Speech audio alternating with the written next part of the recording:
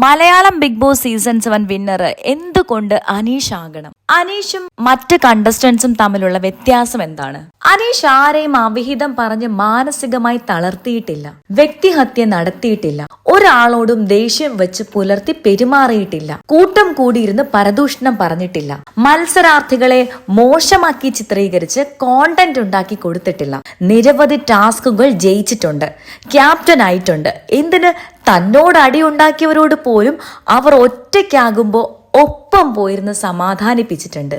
മറ്റു മത്സരാർത്ഥികളെ പോലെ കാശ് മുടക്കി ഒറ്റ സെലിബ്രിറ്റികളെ കൊണ്ട് ഇദ്ദേഹം വോട്ടിന് വേണ്ടി അഭ്യർത്ഥിച്ചിട്ടില്ല.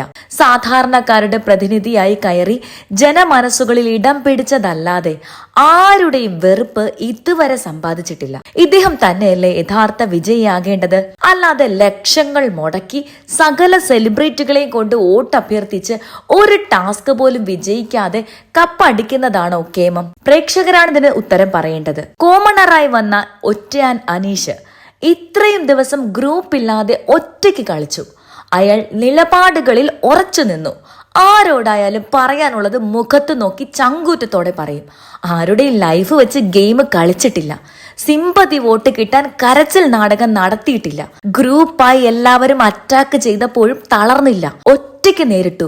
ചായാൻ ഒരു തോൾ അയാൾ അന്വേഷിച്ചില്ല. തുടക്കം മുതൽ ഒരാളുടെയും കുറ്റം മാറിയിരുന്ന് പറഞ്ഞിട്ടില്ല. ബിഗ് ബോസിനോടും ലാലേട്ടനോടും തികഞ്ഞ ബഹുമാനത്തോടെ പെരുമാറി.